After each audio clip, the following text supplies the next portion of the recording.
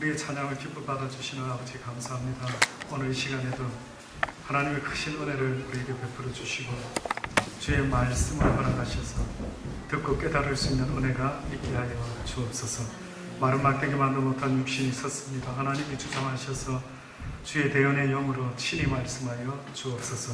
예수님의 이름으로 기도드리옵나이다. 아멘.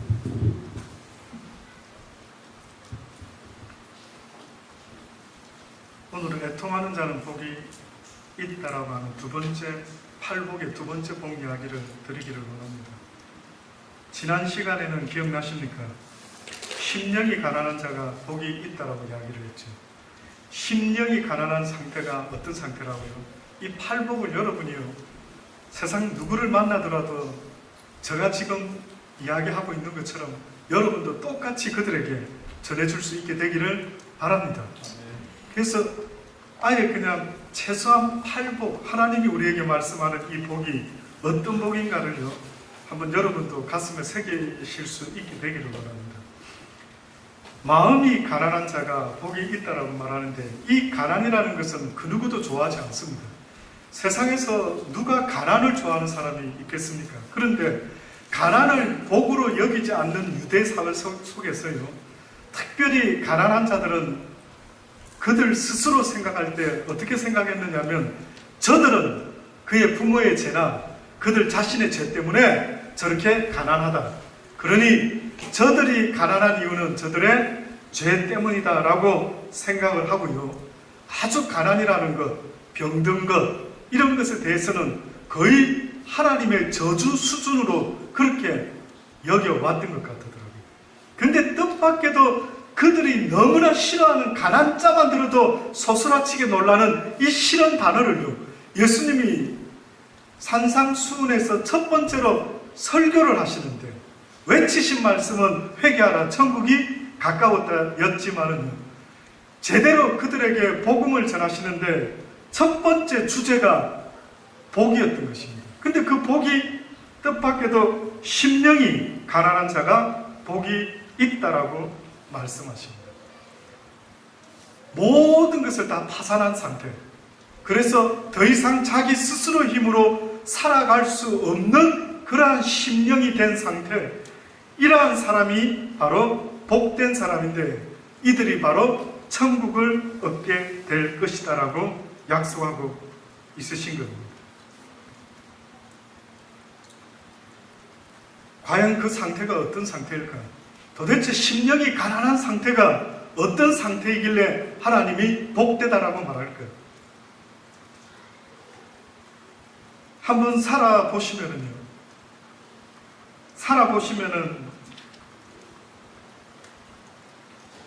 어떤 이유인지는 모르겠는데 영원한 만족이 없는 겁니다. 이 가운데 아마 제가 여러분 여기서는 가장 좀 많이 살아본 것 같습니다. 그렇죠? 좀 살아보니까요, 조금 좋은 일이 막 생겼다가요, 또 갑자기 슬픈 일이 생기면은 방금 좋아서 어쩔 줄 몰라 했던 제가요, 어떻게 반응할까요? 방금 굉장히 좋은 일이 생겼습니다. 와, 땡큐 갓 했습니다. 얼마나 지속될까요? 뜻밖에도 원치 않는 일이 또 생기면요, 그 전에 좋아했던 어떤 일이 다 묻혀버리면서, 그죠?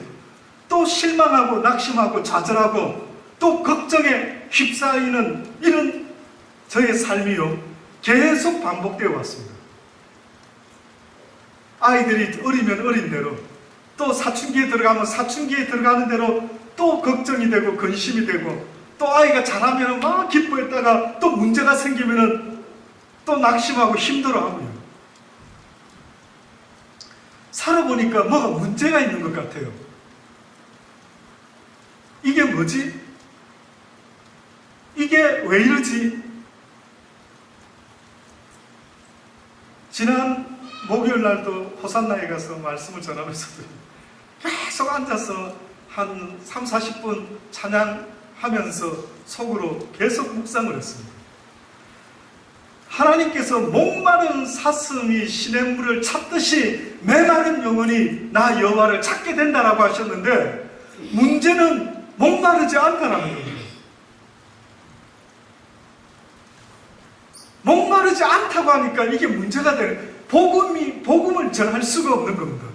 주의 복음이라는 것, 지금 우리가 전하는, 듣고 있는 이 복음이라는 것은요, 누구에게 해당되느냐 하면은 목마른 심령에게 해당되는 거예요.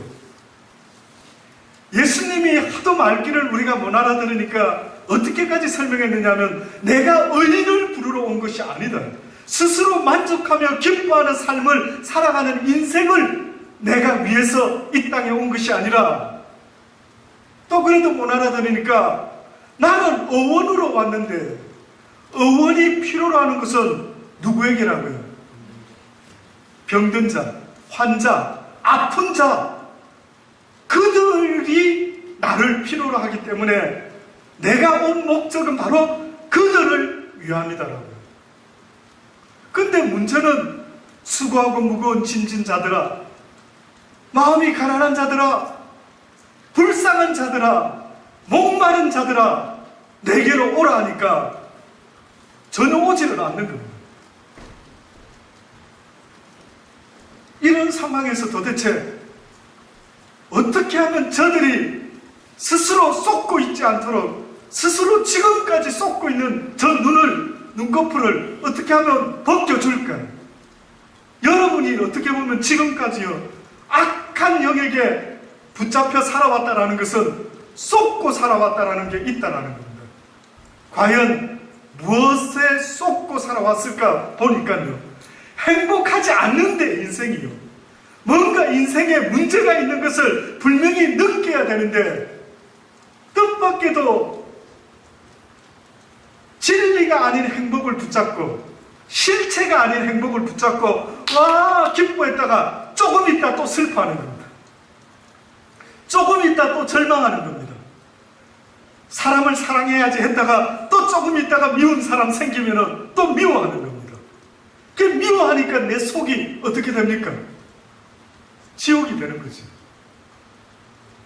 하나님은 그 누구도 미워하지 말아라고 말씀하지만, 이랬다 저랬다 이랬다 저랬다, 그런 자신을 쳐다보고 하나님이 말씀하고 계시는 겁니다. 너에게 평안이 있느냐? 너에게 참 평안이 있느냐? 참 진리가 있느냐? 너를 영원히 만족시켜 줄 수 있는 그 무엇도 네 마음의 평안을 빼앗아갈 수 없는 참 평안이 너 안에 있느냐라고 물어보시는 거예요. 그런데 그 누구도 그 평안이 뭔지도 도무지 예수를 믿노라 하면서도요, 전혀 이게 무엇인지를 느끼지 못하는 이들이 거의 대부분입니다. 하박국 선지자라고 하는 이 사람만이 제가 봤을 때는요, 가장 대표적으로 그 구원의 기쁨이 자기 삶에 어떤 영향을 미쳤는지를 고백한 것 같아요.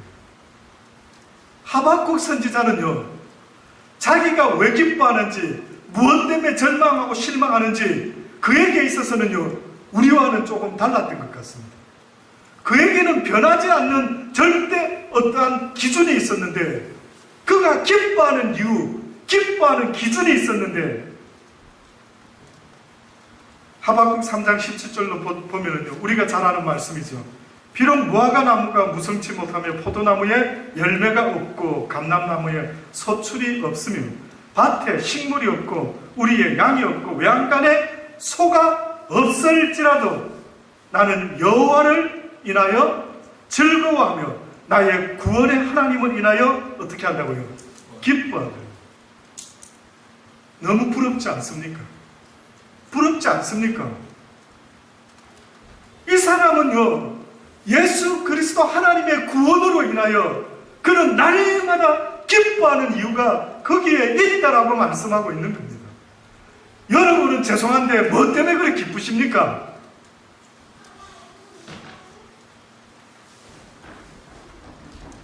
저는 사실 조금 전에 기뻐했던 이유 중에 하나가 있었습니다. 우리 별이를 쳐다보면 저는 조금 기쁩니다. 저 딸이 아니지만은요, 어째 저런 딸이 있을까? 도대체 안 전도사님은 전생에 무슨 일을 했길래 저렇게 이쁜 딸을 하나님이 주셨을까? 이뻐요, 저 눈에는. 우리 민재도 이쁜 모양이에요. 그래서 걔 보면은 막 오라고 하고 막 이렇게 장난치고 싶고 이쁘지 않습니까? 과연 내 딸이 이뻐서 내가 기뻐하고 즐거워한다 생각해 보니까요, 그럴 수는 있지만은 나의 기쁨의 근본적인 원인은 그런 것이 아니라는 겁니다. 내 아이가 잘생겨서 공부를 잘해서 내가 돈 많은 집안에 금수저로 태어나서 그 어떤 것이 나를 기뻐하게끔 하는 이유가 아니어야 한다는 걸 성경이 오히려 말씀하고 있어요. 너의 기쁨의 근원은 예수를 모르고 살다가 예수 그리스도를 알고 이제 영원한 하나님의 나라를 약속받은 하늘의 백성으로 살아가는 지금 이 순간부터의 내 삶이요, 참으로 기쁘고 기쁘다는 것. 너희들은 죽음 앞에 쩔쩔매느냐? 너희들은 병이 들고 죽음이 다가오면 두려워하고 떨리느냐? 나는 그렇지 아니하되 나는 빨리 하나님의 나라에 갈 것 같아. 오히려 사망아, 너의 쏠 것이 어디 있느냐? 와라! 나는 겁내지 않는다. 네가 나를 죽이느냐? 죽여라! 고맙다. 내가 얼른 주의 나라에 갈 수 있도록 죽음아, 네가 나를 도와주는구나. 와, 이런 분이 있을까요? 저는 개인적으로 이렇게 되기를 날마다 주님 앞에서 돌아봅니다. 여러분의 삶의 기쁨이요, 바로 이 구원의 기쁨이 되어야만 한다라고 그렇게 주님이 말씀을 하시는 겁니다. 그래서 오늘 그 복 두 번째가 뭐라고요? 애통하는 자는 복이 있나니 저희가 위로를 받을 것이라.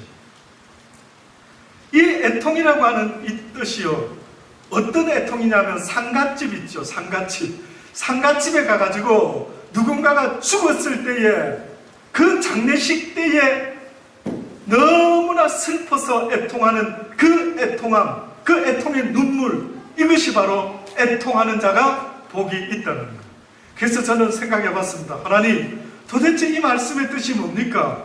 아니, 누군가가 사랑하는 사람이 죽어서 장례식에 갔을 때 너무나 슬퍼서 눈물을 쏟는데, 근데 뜻밖에도 주님은 분명히 영적인 이야기를 하시는데, 마음이 가난한 자는 복이 있나니 천국이 저희의 것이라고 했던 말도 이야기가 쉽지는 않았지만, 애통하는 자가 복이 있나니 저희가 위로를 받을 것이라.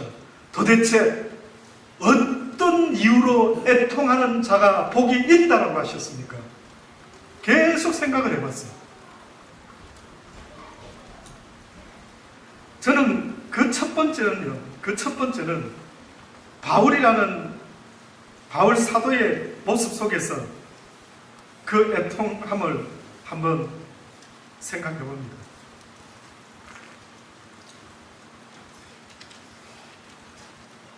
바울 사도가 했던 유명한 말씀이 로마서 7장에 있습니다. 18절로부터. 저는 바울이 애통한 것 같아요, 이 모습을 보니까.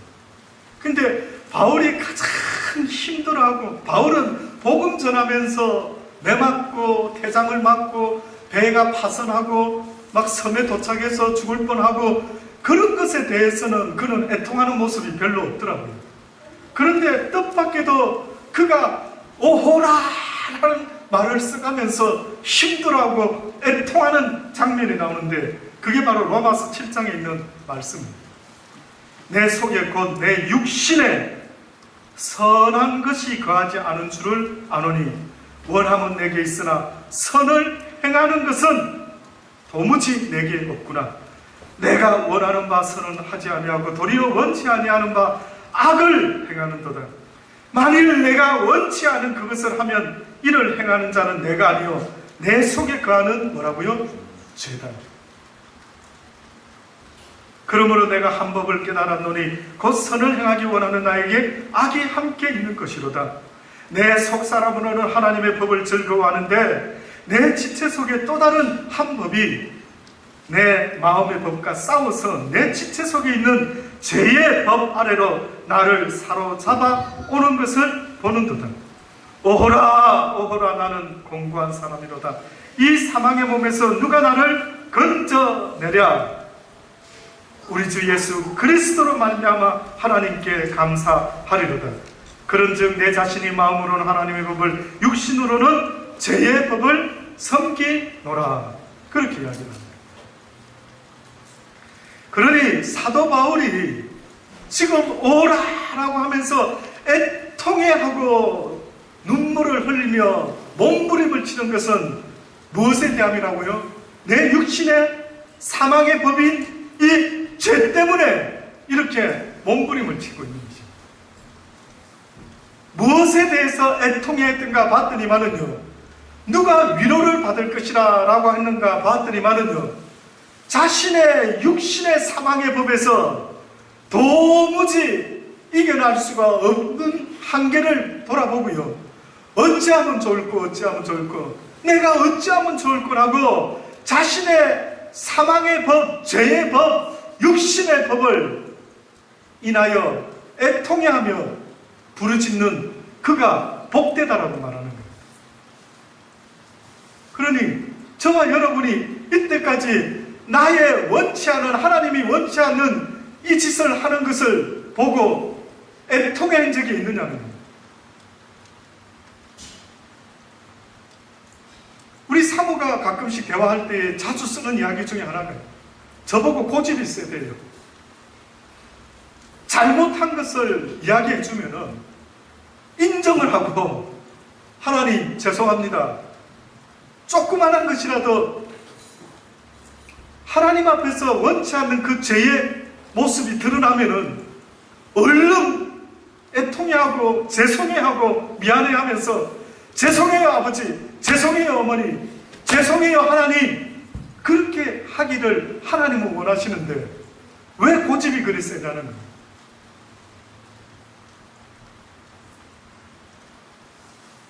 하나님이 좋아하는 사람은 그런 것 같습니다. 어떻게 보면 죄에 대해서 민감해서 그 죄에 대하여 싫어하는 사람. 어느 날 예수님께서요, 십자가를 지고 가실 때에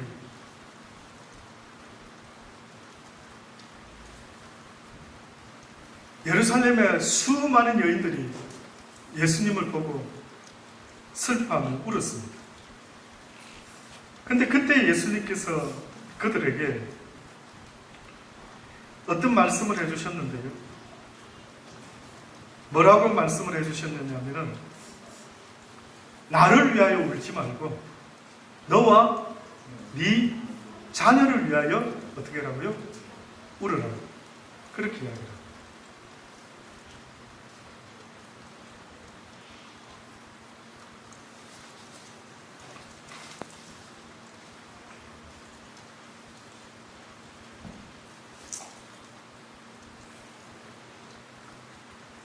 제가 이 뒷부분을 한번 읽어드릴게요.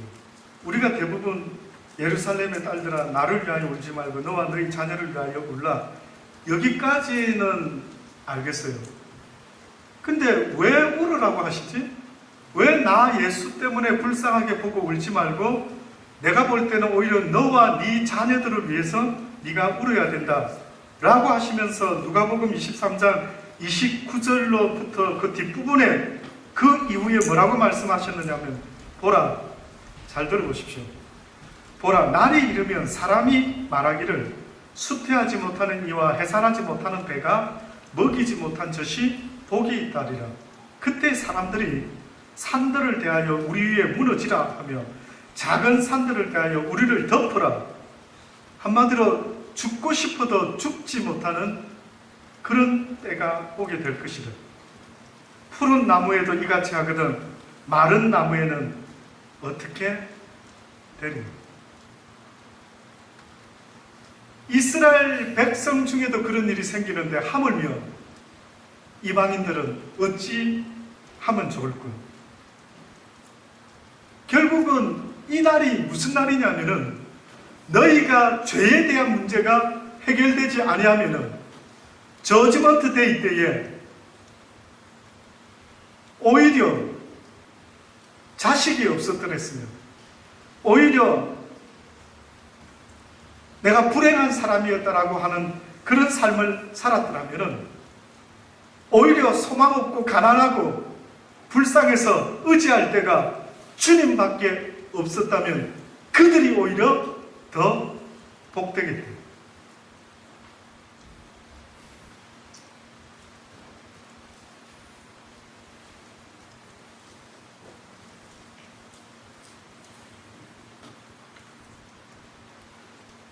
예수님이 눈물을 흘리신 적이 있었습니다. 쉽게 말하면 예수님이 애통하는 마음으로요, 아주 통안의 마음으로 눈물을 흘리신 적이 성경에 3번 언급됩니다. 그 첫 번째, 언제 눈물을 흘리셨을까요? 언제요? 나사로의 죽음 앞에서 눈물을 흘리셨습니다. 나사로가 죽었다라는 소식 들었습니다. 예수님이 특히 나사로와 그의 누이 마르다와 마리아, 아마 그 세 남매를 되게 좋아하셨다라고 성경은 그죠? 간접적으로 이야기를 하고 있습니다. 근데 나사로가 죽었다라는 소식을 들었어요. 한참 있다가 예수님이 이제 일어서십니다. 그러시면서 하신 말씀, 나사로를 깨우러 가자 하고 이제 일어서서 가셨어요. 그런데 예수님을 만난 마르다, 마리아, 그 주변의 이웃 사람들까지 전부 다가요, 슬픈 눈물을 흘리면서 주님이 조금만 일찍 오셨더랬으면 우리 오라비가 죽지 않았을 텐데 라고 하면서 눈물을 펑펑펑펑 흘리고 막 하는 겁니다. 근데 성경에 보니까 놀라운 이야기가 있어요. 그들의 그 슬퍼하는 모습을 보신 예수님께서요, 심령에 통분히 여기시고 민망히 여기사, 통분히 여기시고 민망히 여겼대요. 뭐 느낌이 와닿으십니까? 죽음 앞에서 절망하고 우는 그들을 보신 예수님께서 통분하시고 민망히 여기시면서요, 그를 어디에 두었느냐라고 하십니다. 그리고는 예수님께서 눈물을 그 다음에 흘리십니다. 근데 이때에 예수님이 눈물 흘리는 것을 유대인들이 보고요, 이렇게 말합니다. 와, 저 예수를 봐라. 저가 삭개오를 얼마나 사랑했는지 좀 봐라. 이때까지 저 예수 선지자가 막 외치고 복음을 전하고 막 뒤집어 엎고 뭐 온갖 기적을 행하는 것, 이런 강한 모습은 봤는데 어떻게 저렇게 눈물을 흘릴까? 막 놀랬던 모양이죠. 그러면서 그 중에 어떤 사람이 이렇게 말합니다. 소경의 눈을 뜨게 한 이 사람이 저렇게 사랑하는 저 사람을 죽지 않게 할 수는 없었더냐. 한계가 있구만. 예수도 한계가 있구만. 이렇게 이제 아마 사람들이 속으로 서로 수근수근 했던 거예요. 이 소리가 예수님 귀에는 다 들렸던 것 같아요. 예수님이 다시 속으로 통분히 여기시면서요, 무덤에 가십니다. 그러시고 그 무덤의 돌을 굴려내게 하시고요, 눈을 들어서 하늘을 우러러 보시면서 예수님이 이런 기도를 하십니다. 아버지여, 아버지여, 내 말을 들으신 것을 감사하나이다. 항상 내 말을 들으시는 줄을 내가 알았나이다. 그러나 이 말씀을 하옵는 것은 지금 내가 이렇게 드러내고 공식적으로 사람들이 쳐다보는 데서 삭개오의 이 무덤 앞에서 지금 내가 이런 기도를 아버지께 드리고 있는 것은 나를 위함이 아니요 여기에 둘러싼 사람들을 위하여, 이 무리를 위하여 내가 이렇게 기도하고 비옵니다. 아버지께서 나를 보내신 것을 저희로 믿게 하려 함이니이다. 결국 나사로야, 삭개오야, 나오라! 라고 하니까 나왔던 거예요. 삭개오가 살아났습니다. 왜 이런 일을 행하셨는가 보니까 예수님이 저리로 나를 믿게 하려 함이라. 예수님이 왜 이 땅에 오셨다고 말씀하고 있습니까? 메시아로, 구원자로, 회개하는 자를 구원시키기 위하여 이 땅에 오신 메시아라는 것을요, 나타내 보이시려고 하는데, 사람들이 예수 그리스도를 통하여 영원한 생명의 길로 갈 수 있다라는 것을 전혀 그 순간에도 알지를 못하는 겁니다. 그러니 하나님의 마음이, 주의 마음이 얼마나 안타깝고 답답했는지요, 그들에게 죽음 너머의 세상이 있음을 알려주고 싶어서 그들의 죄의 문제로 죽음 앞에서 어찌할까 몰라 슬퍼하고 애통해하는 그들에게 영원한 생명의 길이 있음을 알려주고 싶은데 전혀 그 이야기를 듣지 못하고 있는 겁니다.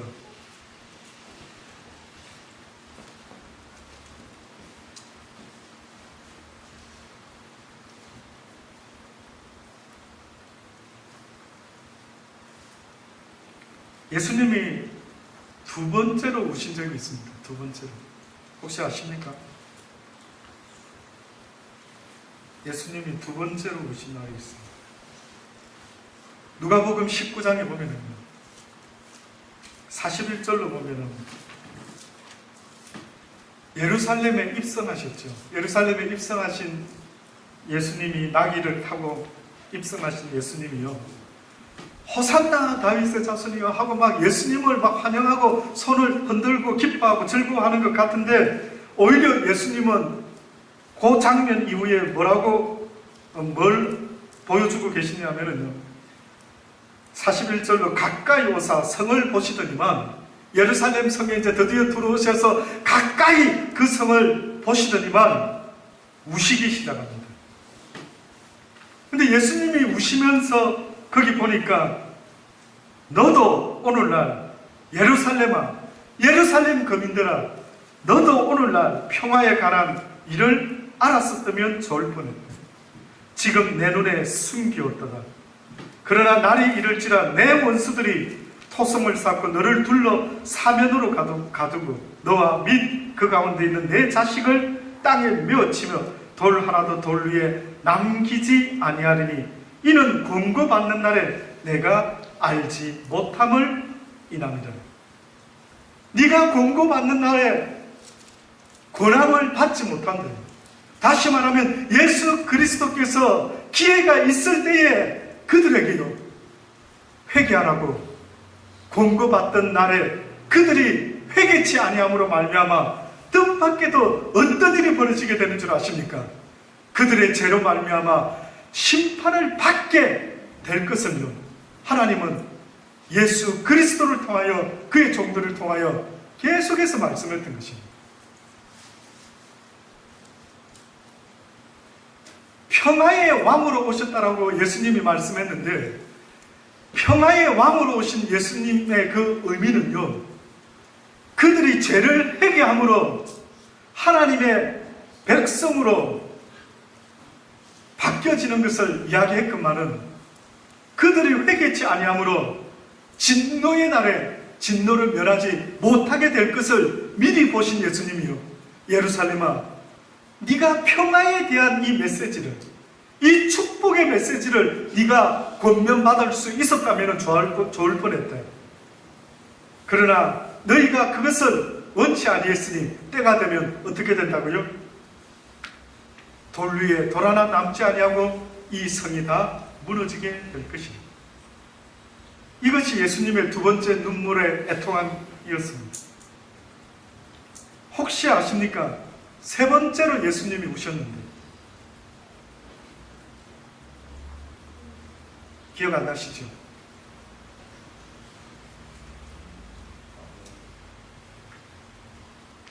히브리서에 나와 있습니다. 히브리서 5장에 예수님이요, 언제 눈물을 흘리셨다라고 히브리서 기자가 아주 구체적으로 언급을 해놨어요. 7절로부터 보면은 그가 육체에 계실 때에 자기를 죽음에서 능히 구원하실 이에게 심한 통곡과 눈물로 간구와 소원을 올렸고 그의 경외하심을 인하여 들으심을 얻었느니라. 예수님께서 심한 통곡과 눈물로 간구와 소원을 올렸다. 이게 뭘까요? 겟세마네 동산에서 하나님께 기도했던 모습을 이야기하고 있습니다. 그가 아들이시라도 받으신 고난으로 순종함을 배워서 온전하게 되었은즉 자기를 순종하는 모든 자에게 영원한 구원의 근원이 되시고 하나님께 멜기세덱의 반차를 쫓는 대제사장이라 칭하심을 받게 되었다. 예수님께서 심한 통곡과 눈물로 간구와 소원을 올렸는데 어떻게 기도를 했느냐면 이렇게 기도했습니다. 아버지여, 아버지여, 이 쓴 잔이 내게서 지나가게 하여 주옵소서. 예수님과 우리의 차이점이 있다면요, 예수님께서는 어떻게 보면 복음을 전하기 위한 미션보다는요, 십자가에 달려 죽기 위한 미션이 아마 먼저 있었던 것 같아요. 제가 왜 말씀을 드리냐면 시간이 없기 때문에 다시 기회가 닿는다면 모르겠는데요, 예수님은 복음 전하면서 물론 고난을 받으셨겠지만은 그러나 심한 통곡과 눈물로 간구와 소원을 올린 것은요, 이 쓴잔이 내게서 지나가게 해달라고 하는, 다시 말하면은 나는 저 인간들이 지은 저런 죄를 짓지 아니했대요. 그런데 내가 왜 십자가에 달려 죽어야 됩니까? 저들의 죄로 인하여 어떻게 보면 아버지 앞에 나와 회개함으로 살려달라고 부르짖어야 되지, 내가 도대체 왜 죄도 없는데 십자가에 달려 죽어야 합니까?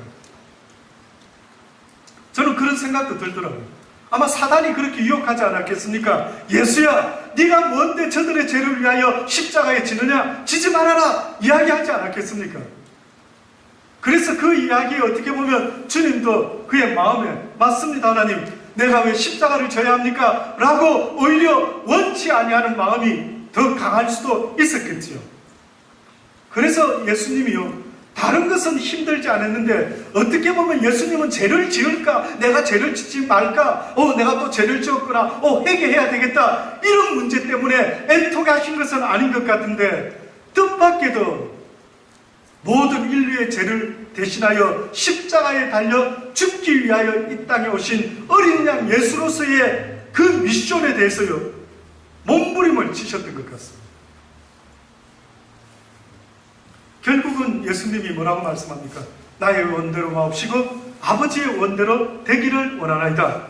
그러시면서 결국은 하나님의 뜻을 쫓게 됩니다.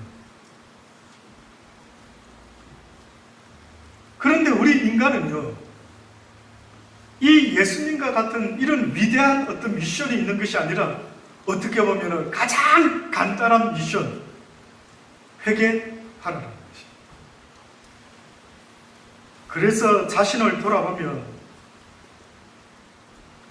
날마다 이 육신의 사망의 법이 나를 사로잡아 오는 것을 보면서요, 예수 그리스도께서 나의 이 죄 때문에 십자가에 달려 죽으셨으니 이제는 내가 이 죄의 삶을 멈추고 이제는 하나님의 기뻐하는 자의 삶을 살아야 되겠구나 라고 결심하고 순종의 길로 가는 것, 너무나 이 육신의 법 가운데 힘들지 않습니까? 그래서 오늘 성경에 보니까요, 애통하는 자가 복이 있나니 저희가 위로를 받게 될 것이라고 말씀하는 것입니다. 55예배가 없기 때문에 조금 여유 있게 이 말씀을 한 번만 더 드리기를 원합니다. 고린도후서 7장 5절로부터 말씀을 보면요, 도대체 애통하는 자가 위로를 얻는다고 했는데 무슨 위로인지 생각해 보셨습니까? 그 위로가 어떤 의미지? 고린도후서 7장에 보면은 바울의 이야기가 나오죠. 우리가 마게도냐에 이르렀을 때에도 우리 육체가 편치 못하고 사방으로 그러니까 예수님이 눈물 흘리고 애통했던 것하고는 제자들은 거의 다 동일하게 무엇 때문에 애통해하느냐 하면요, 복음을 전하는 전도자의 사명 가운데 그들은 몸부림을 치고 힘들어합니다. 그러면 사도가 아니고 사도의 복음을 전해들은 사람들의 첫 번째 모습은 그들은 회개함으로 죄의 법 가운데 애통하기 시작합니다. 어찌하면 좋을까? 어찌하면 좋을까? 이 제자들이요, 이렇게 말합니다. 사방으로 환난을 당하여 밖으로는 다툼이요 안으로는 두려움이라. 그러나 비천한 자들을 위로하시는 하나님이 디도의 옴으로 우리를 위로하셨으니. 너무나 복음 전하면서 힘들었답니다. 여러 가지 어려운 일이 많았답니다. 밖으로는 다툼이고 속으로는 두려움도 있었던 모양입니다. 근데 디도 때문에 꽤나 위로를 받았답니다. 저의 온 것뿐이 아니요 오직 저가 너희에게 받은 그 위로로 위로하고 너희의 사모함과 애통함과 나를 위하여 열심히 있는 것을 우리에게 고함으로 나로 더욱 기쁘게 하였느니라. 여기 보니까 도대체 디도를 통해서 위로를 얻었다는데 저가 온 것뿐만 아니라 저가 와서 우리가 위로받은 것뿐만 아니라 오직 저가 너희에게 받은 그 위로, 누군가가 디도에게 위로를 했던 모양이죠. 위로는 누구한테 필요합니까? 위로라는 것은 누구한테 필요한 겁니까? 힘든 자, 고난스러운 자, 한마디로 위로가 필요한 자에게 위로가 필요하죠. 그 디도가 자기도 누군가에게 위로를 받았는데 오직 저가 너희에게 받은 그 위로로 위로를 하고 너희의 사모함과 애통함과 나를 위하여 열심히 있는 것을 우리에게 고함으로 나로 더욱 기쁘게 했대. 바울이 기뻐했다라고 하는데 도대체 무엇을 저희가 사모했고 무엇을 애통했고 또한 바울을 위한 그 열심이 자기를 기쁘게 했다라고 위로를 주었다라고 말을 하고 있는 겁니다. 결국은 복음을 들은 사람들에게요, 회개함으로 일어나는 것이 애통함이랍니다. 애통함. 어찌하면 좋을까? 어찌하면 좋을까? 하나님의 뜻대로 하는 근심은 후회할 것이 없는 구원에 이르게 하는 회개를 이루는 것이요, 세상 근심은 사망을 이루는 것이라. 보라, 하나님의 뜻대로 하게 한 이 근심이 너희로 얼마나 간절하게 하며, 하나님 안에서 하나님의 뜻대로 하게 한 근심, 그게 뭐냐면요, 회개하라, 천국이 가까웠다. 회개치 않으면 너희가 멸망이 임하게 될 것이라. 이 소식을 들은 사람들이요, 마음에 근심하기 시작했답니다. 어찌하면 좋을까? 어찌하면 좋을까? 하나님의 뜻대로 하는 근심은 후회가 없는데 결국 그 근심은 구원에 이르게 하는 회개를 이루는 것이요, 세상 근심은 사망을 이루는 것이라. 보라, 하나님의 뜻대로 하게 한 이 근심이 너희로 얼마나 간절하게 하며, 얼마나 변명하게 하며, 얼마나 분하게 하며, 얼마나 두렵게 하며, 얼마나 사모하게 하며, 얼마나 열심 있게 하며, 얼마나 벌하게 하였는가. 너희가 저 일에 대하여 일절 너희 자신의 깨끗함을 나타내었도다. 아멘 되시기를 바랍니다. 이해되시기를 바랍니다. 쉬운 이야기는 아닌 것 같습니다. 그러나 하나님께서 우리에게 근심해라고 말씀을 하는 거예요. 주의 종들의 복음이요, 듣는 이에게 근심거리를 안겨줬답니다. 근심되십니까? 근심되어야만 합니다. 어떤 이들은 그러더라고요. 설교가 듣기가 불편하다, 편하지가 않다, 좀 편한 설교를 들어봤으면 좋겠다 하지만은, 그러나 예수 그리스도의 복음은요, 편한 복음이 아닌 겁니다. 나의 마음과 생각과 골수를 찔러 쪼갠다라고 할 때에 이때까지 내가 당연하듯이 믿고 살아왔던 내 삶의 모든 사고방식을 쥐어 흔들고 있는 복음이었던 것입니다. 뜻밖의 저도 몰랐더랬어요. 그냥 복 받고 예수 믿고 복 받는 게 다인 줄 알았는데 뜻밖에도 나에게 말씀하는 이 복음은요, 네가 지금 무엇을 의지하고 무엇을 믿느냐, 무엇 때문에 기뻐하느냐, 그러다가 무엇 때문에 슬퍼하느냐를 물어보고 계시는 것입니다. 여러분, 가짜에서 눈을 벗겨내시기를 바랍니다. 쏟고 있는 데서 벗어나기를 바랍니다. 누군가가 내 삶을 지금 속이고 있는 것 같아요. 그래서 지금 내가 기뻐해야 될 것이 아닌데 기뻐하고 앉아있고, 슬퍼해야 될 것이 아닌데 슬퍼하고 앉아있는 내 삶을 제발 좀 시간 있을 때 돌아보실 수 있게 되기를 바랍니다. 하박국과 같이 되지 않으면 영원한 하나님의 나라를 잃어버린다고 말씀하는 것입니다. 그래서 복음을 읽을 때마다 근심이 생겨야 되는 것입니다. 좋다, 깨달음 얻었습니다. 웃기는 이야기 하지 말아요. 진짜로 깨달음을 얻은 것은 바로 근심으로 빠져들어가야 되는 겁니다. 나는 이걸 몰랐는데, 나는 이때까지 이렇게 살지는 않았는데. 수많은 사람이 하나님의 말씀을 읽을 때에 지식으로 삼고 앉아있더라고요. 저도 한때 성경을 읽을 때요, 항상 다가오는 주일날 설교를 하기 위해서 성경을 읽었어요. 한때는 수많은 책을 누구 못지않게 열심히 신간서적 나오면 찾아서 읽었습니다. 우리 재호 집사님 모친 집사님이 한국 가시더니만 신간서적을 베스트셀러 서적들 한 5권을 보내오셨어요. 감사하죠. 아마 제가 그전 같았으면은 아예 권사님, 집사님 몇 권 더 사주십시오. 자, 여기 회의하겠습니다. 했으라도 부지런히 읽었겠죠. 근데 너무나 그런 걸 한때는 즐겨 읽고 공부한다고 읽고 이러던 저에게 사실은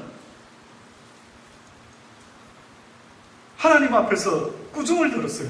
꾸중을. 너는 성경을 읽을 때 설교를 위해서 읽느냐? 너는 설교를 잘하려고 아주 열심히도 책을, 신간서적을 사서 읽는구나. 왜 남에게 다 깨닫게 한 그것을 주워 먹느냐? 왜 찬밥을 주워 먹느냐? 너는 나 여호와가 이 성경 말씀 하나만 붙잡고 네가 네 영혼을 위하여 먼저 깨닫기를 원해야 되는데, 깨달음을 주시옵소서. 아버지의 말씀을 내가 먹기를 원하나이다 라고 해서 네가 먼저 먹고 깨달으면, 그런 너의 믿음을 가지고 나 옆에 나오면은 내가 너를 통해서 나의 일을 할 것인데, 어찌하여 네가 날마다 설교 때문에 서론 본론 결론, 저는 오랜 시간 동안 원고를 그냥 쌓아놓고 아주 모아놓고, 이게 무슨 목회자의 재산이라고 누가 말해가지고 평생 쓴 원고를 쌓아놓고 버리지도 못하고 그렇게 살아왔어요. 다 버렸죠. 그리고 그 이후로부터 세상 책을 멈추고 말았습니다. 그래서 성경만 붙잡고 묵상하는 것도, 실험을 하는 것도, 이게 무슨 뜻입니까? 이게 무슨 뜻입니까? 그 누구에게도 깨닫지 못한 뭔가 또 있습니까? 있으면 알려주옵소서. 다른 사람의 책을 잘 못 읽다 보니까 그들을 깨달은 것이 뭘 깨달았는지 잘 모르다 보니까 주여 저에게도 그들에게 깨닫게 하신 진리를, 깨달음을 허락하여 주옵소서. 그 깨달음이 바로 이거더라고요. 말씀을 들으면서 저도 스스로요, 이렇게 살아야 되는데 이렇게 살지 못하고 날마다 넘어지고 쓰러질 때마다 근심이 되는 거예요. 근심이. 어찌하면 좋을까? 어찌하면 좋을까? 아버지 도와주셔요. 불쌍히 여겨 주옵소서라고 몸부림칠 수밖에 없게끔 되어 있더라고요. 그러다 보니 다른 사람의 눈에 티를 뽑을 시간이 아니라 내 눈 속에 있는 들보를 날마다 들여다보며 애통해하며 몸부림을 치는 이것이 하나님께서 어떻게 보면 애통하는 자가 복이 있나니 저들이 위로를 받게 될 것이다. 결국은 첫 번째는 회개하는 자, 심령이 가난한 자가 되어야 되고, 이제는 그 깨달은 진리의 말씀으로 회개하는 심령으로 살아가려고 해보니까 이게 마음대로 잘 되지 않고 넘어지고 쓰러질 때마다 애통해하는 자의 모습이 되어라고 주님 말씀하는 것입니다. 그렇지 아니하면 저지먼트 데이 때에 너희가 심판을 면하지 못할 것이다. 예루살렘의 여인들아 나를 위하여 울지 말고 이제는 너와 너의 자녀를 위하여 어떻게 하라고요? 울으라고 말합니다. 제발 여러분, 이 세상을 살아갈 때 울어야 될 일이 있다면 나의 죄 때문에 울어야 될 것이고요. 이 세상을 살아가면서 기뻐해야 될 일이 있다고 한다면 나를 구원하신 그 구원으로 인하여 하박국 선지자와 같이 날마다 기뻐하며 즐거워할 수 있게 되기를 간절히 주의 이름으로 축원합니다. 기도하십니다. 좋으신 아버지 하나님 감사합니다. 날마다 주님 안에서의 근심이 시작되었습니다. 주님을 몰랐다면 속 편하게 살았을 텐데 주님의 말씀을 읽다 보니 내 속에 있는 육신의 법이 날마다 나를 사로잡아 누군가를 미워하게 만들고 시기하게 만들고 질투하게 만들고 미워하게 만들고 살인하게 만들고 그러면서도 뻔뻔하게 회개할 줄 모르면서 오늘도 만나는 수많은 사람들 앞에서 멘트용 인생을 스스로를 속이며 살아가고 앉아있지는 않습니까? 가면을 쓰고 사는 불쌍한 우리네 외식하는 믿음이 되지 않도록 주님 긍휼히 여겨 주옵소서. 날마다 주님 앞에 나와 우리 자신을 돌아보며 마음은 응원이지만 이룰 힘이 없어 바울이 고백한 것처럼 내가 이제는 예수 그리스도 안에서 기뻐하며 즐거워하며 감사하노라 라고 했던 것처럼 날마다 주님 안에서 승리의 연속을 살아갈 수 있는 믿음의 삶이 되기를 원합니다. 이 이야기가 쉽지는 않겠지만 땅끝까지 전파되기를 원하며 아직도 주님 없이도 기뻐하고 즐거워하며 사는 그들에게 심히 걱정과 근심과 고민이 생길 수 있도록 전도의 문을 열어 주옵소서. 예수님의 이름으로 감사하며 기도드리옵나이다. 아멘.